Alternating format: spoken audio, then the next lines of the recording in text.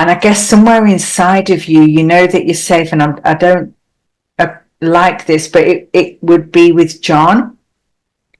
Do you know what I mean? Not necessarily involving him, but something would be triggered, and there would be this rage, this outburst, and then that would be it for months or however long.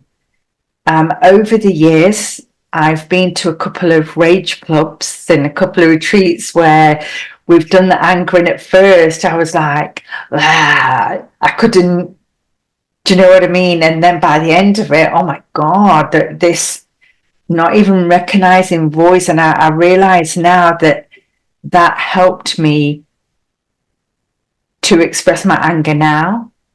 But it's still, I feel it's more, I can tell you that I'm angry and I feel it, and I might do a couple of F words, but I don't know that I go there. Yeah. So would you like me to say anything, or would you like just to leave it at that? Or no, I really value your noticings. And I'm really, really glad that you got an opportunity to really express your anger.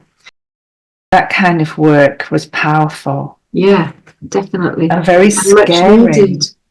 Did you say scaring? Scary. It was very, very scary to start with. Yeah. Well, when we've been told no, you get the prohibition messages of absolutely no way do we do X, Y, or Z. It's going to really make us very, very shaky and wobbly to actually go past that point and get to that place, even when we can feel it deep inside of us and we do everything in our power to keep it in. Yeah. And there's been times where you've been able to, because you felt so safe with John, you were really able to get to that place. So although it was nothing to do with him or about him, he kind of held space for you to go there.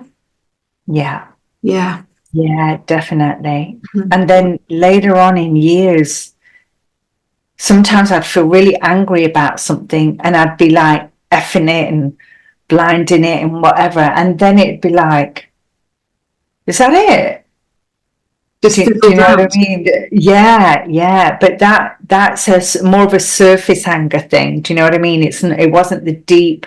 I didn't know there was deep stuff. Okay. And didn't want to project, but sometimes I could see maybe I was overreacting about something. But then I'd use the food and the eating disorder, and just felt really bad that I was even feeling that way, and scared that what would come out my mouth, or what was I capable of with this anger, because it would always been seen out of control. So other people had said your anger is out of control?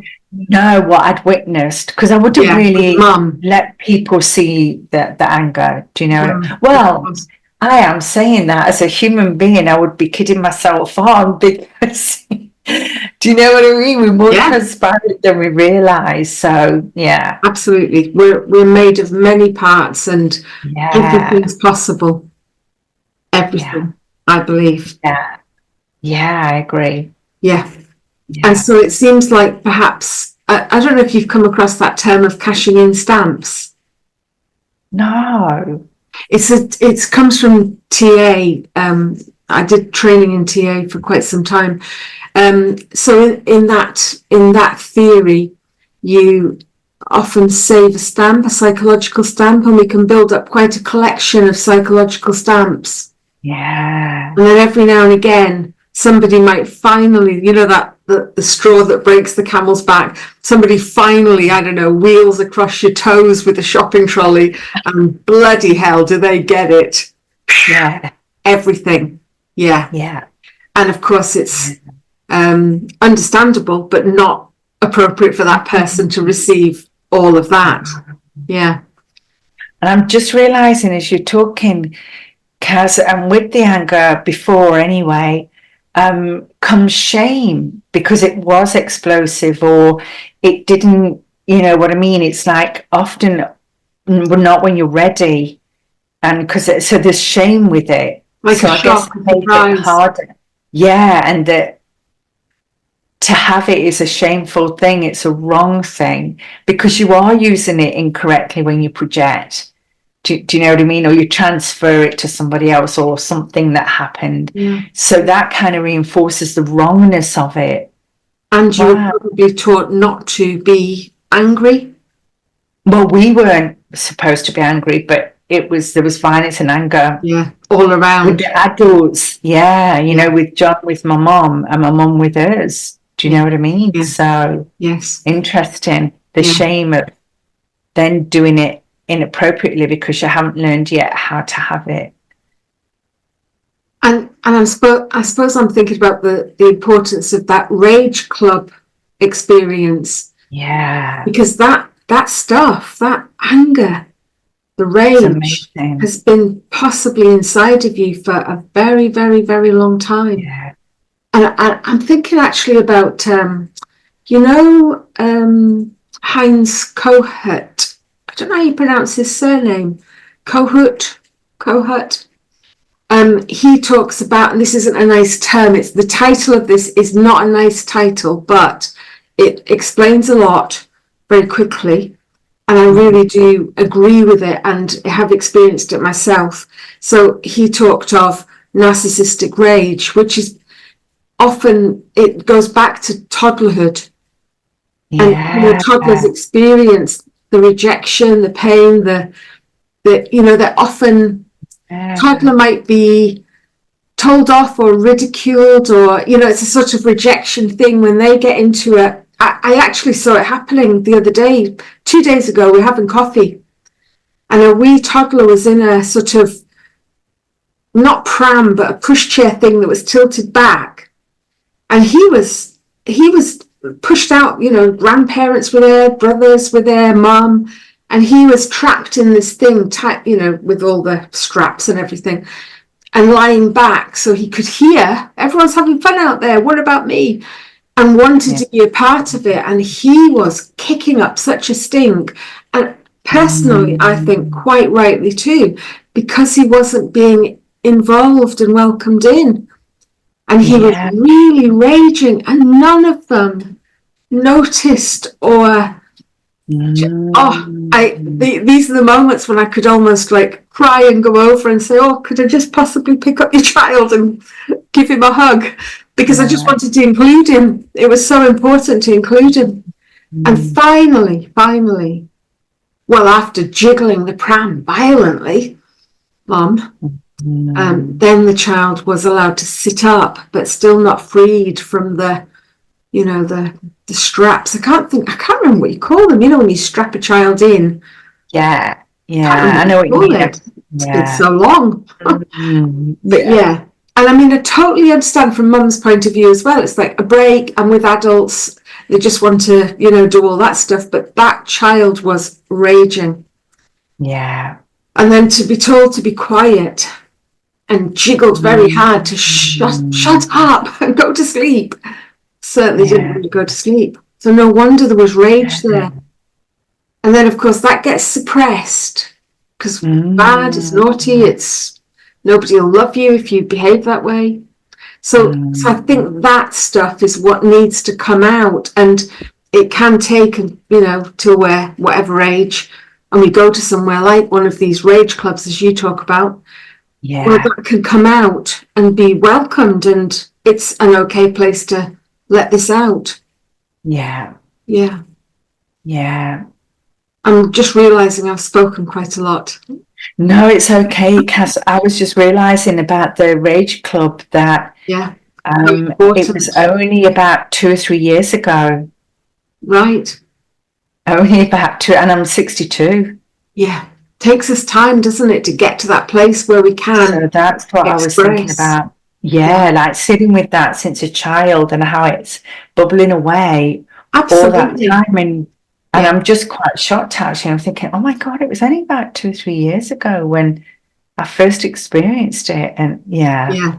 So to keep something contained inside of us, hidden or suppressed or and oppressed inside of us for 50-something years, finally it gets a chance to come out.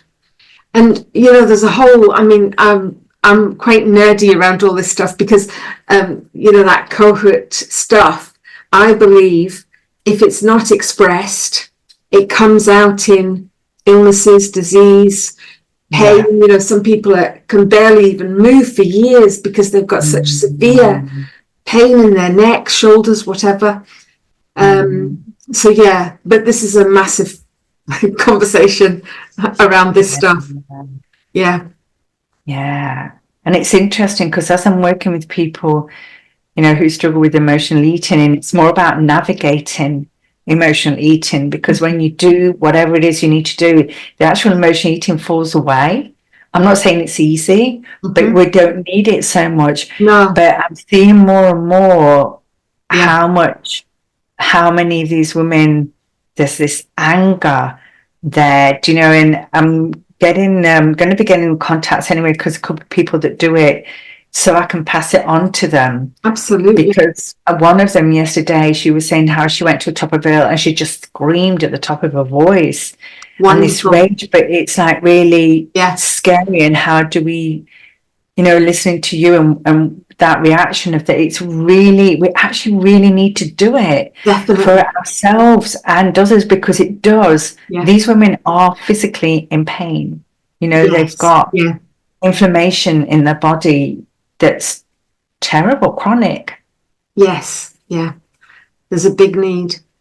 Yeah. There was something I was going to say there, and it's kind of slipped my mind. It might come back.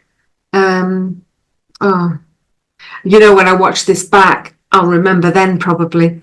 If it comes back and it feels relevant, I'll say it, Liz, because it felt very important. Yeah. Oh, yeah, it's kind of there. It's sort of on the edge of my awareness. So thank you for your response. I'm just wondering, though, if there's more to say, because, we could probably write a whole thesis on this area. It's huge. I'm just wondering, actually, in my own practice, that we're doing surface stuff, but not surface stuff. We're doing some deep stuff and understanding about concepts and taking care and about fear and sadness and joy and, anger. But it's like this big white elephant in the room. I'm wondering, even in myself, the last 2 or 3 years have been amazing.